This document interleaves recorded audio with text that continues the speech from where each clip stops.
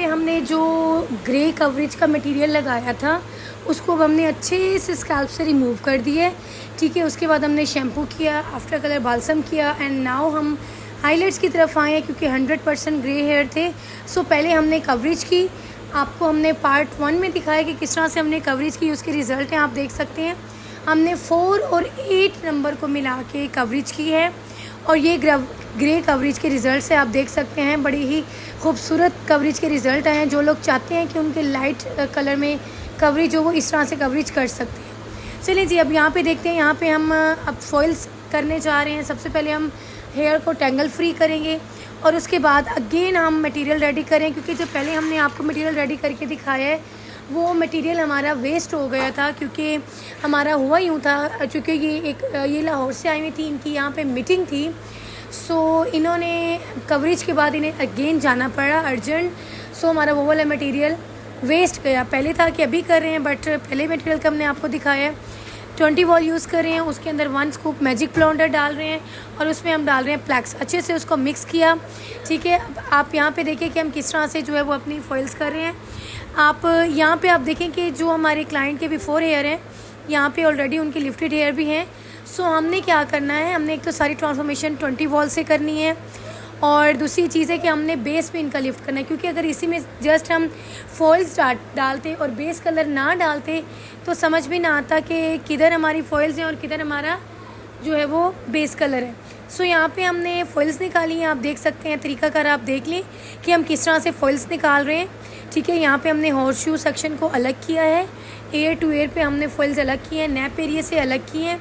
इस तरह से हमने सारा एक अपना पूरी जो है वो सेक्शनिंग, हमने जितनी भी सारी सेक्शनिंग थी वो हमने आपको दिखा दी। इस तरह से सेक्शनिंग की मटेरियल हमारा रेडी है।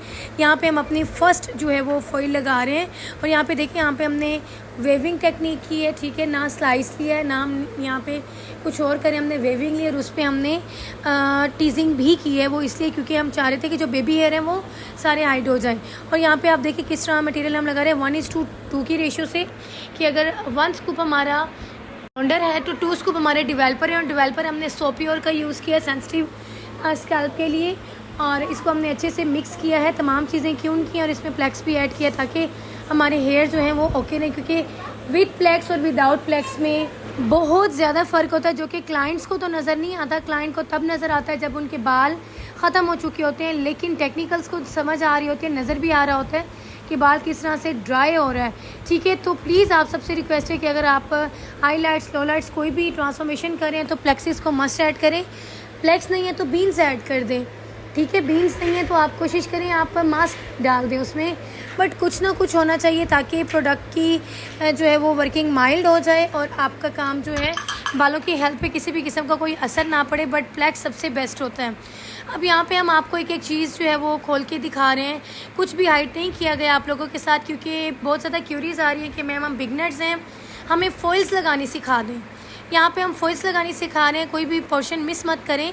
एक एक चीज़ को बड़े गौर से देखें कि हम यहाँ पे कितना सेक्शन ले रहे हैं, किस तरह का काम कर रहे हैं। और देखें, काम जो होता है वो हमेशा पेमेंट पे होता है कि जितना क्लाइंट हमें चार्ज दे रहा होता है, जितना हमें क्लाइंट दे रहा होता है उसी के अकॉर्डिंग हमने फॉइल्स डालनी होती हैं।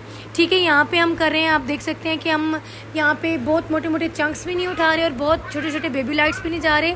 हम हाईलाइट्स में जा रहे हैं, जो कि एक सेटल सा बेहतरीन सा लुक है, जो कि बजट में भी ओके पड़ता है। ये MPA थी उस्मा कारदार लाहौर से, पहले ये आती रहती थी ये हेयर ट्रांसफॉर्मेशन के लिए और इनका आपको मैंने इनकी रिव्यूज़ भी आपके साथ शेयर किए। ये बता रही थी कि मैंने हर जगह से काम कराया बट मुझे आपका काम बहुत ज़्यादा पसंद आया। सो इस बार उनकी जो थी हम कर रहे थे हेयर हाइलाइट्स और हमने इनकी की है ऐश ब्लॉन्ड में, कि हमने की है गोल्ड का थोड़ा सा टिंच दिया, बट बेसिक हमारा था कि ऐश ब्लॉन्ड होना चाहिए। और माशाल्लाह ये बड़े अच्छे तरीके से आफ्टर केयर को फॉलो करती हैं। सो जो आफ्टर केयर को फॉलो करता है उसकी हेयर कभी भी डैमेज नहीं होते और ट्रांसफॉर्मेशन भी लॉन्ग लास्टिंग होती है। और यहाँ पे आप लोगों को कोई चीज़ समझ ना आए, आप लोगों ने कमेंट करना है, आप लोगों को डिटेल एक्सप्लेन कर दिया जाएगा। ये सारी की सारी ट्रांसफॉर्मेशन टिकटॉक पे आप लोगों को पार्ट्स की सूरत में मिल जाएगी। आप लोग उसे अच्छे तरीके से जो है वो देख लीजिएगा। कोई चीज़ समझ ना आए आप कमेंट करें। यहाँ पे देखिए हम फॉइल्स लगा रहे हैं और फॉइल्स किस तरह से लगा रहे हैं। आप लोगों की बहुत ज़्यादा क्यूरीज है कि मैम हम कौन से ब्लीच यूज़ करें। देखिए, जदीद ब्लीच यानी कि 2 तरह में दस्तियाब होती है, एक एमल्शन और पाउडर। दोनों तरह की ब्लीच को हाइड्रोजन पेरोक्साइड के साथ ही मिक्स किया जाता है। जो एमल्शन वाली ब्लीच होती है ये अमूमन 3 अज्जा पर मुश्तमिल होती है, यानी कि ऑयल, पेरोक्साइड और ख़ास एक पाउडर जो कि ज़्यादा मकदार में ऑक्सीजन खारिज करता है, जिससे लाइटनिंग का अमल बहुत फास्ट हो जाता है। इस किस्म की ब्लीच में अज्जा की मुनासिब मकदार और तरीक़ाकार इसमें बड़ा अहम होता है, और इसकी जो मैन्युफैक्चरिंग हुई होती है वो वैसे ही होती है जैसे कि उस पर लिखी हुई होती है, और इसमें बूस्टर साशेस भी होते हैं। और जो ब्लीच पाउडर होती है निस्बत एमल्शन की थोड़ी हार्श होती है, ये भी 3 हिस्सों पर मुश्तमिल होती है। ठीक, पाउडर ब्लीचेस होती है ना, ये ज़्यादा फैलती नहीं है निस्बत एमल्शन के, नहीं ये ज़्यादा नहीं फैलती। तो यहाँ पे आप लोगों की मर्ज़ी। और इसमें भी देखें यहाँ पे हम मैजिक ब्लॉन्ड कर रहे हैं जो कि ब्लू कलर का है, और यहाँ पे हम 20 वॉल्यूम को यूज़ कर रहे हैं। और आप जब अगर 30-40 के साथ करें तो आप फिर जो है वो वाइट पाउडर्स यूज़ कर लें। आप सबको अंदाज़ा होगा कि जो ब्लू पाउडर्स होते हैं वो थोड़े हार्श होते हैं, वो न्यूट्रलाइज भी करते हैं निस्बत वाइट पाउडर्स के। ऑयल्स की जो प्लेसमेंट होती है ये बड़ी ज़रूरी होता है।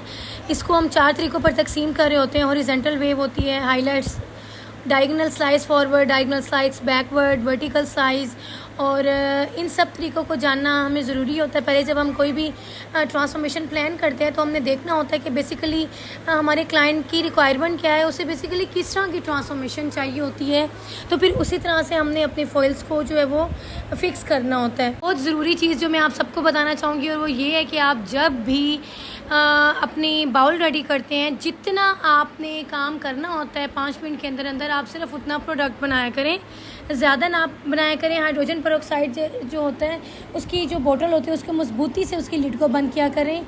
उसकी जो लिड होती है उसको हटा के नहीं रखें, बल्कि जितनी आपको रिक्वायरमेंट है आप उतना निकालें और फ़ौरन बोतल बंद कर दें। ठीक है, उसको हमेशा किसी ठंडी जगह पे और किसी डार्क जगह पे रखें। हमेशा हाइड्रोजन पेरोक्साइड जो है वो नाप कर डालें जितना ज़रूरत है। अगर फालतू बच भी जाए तो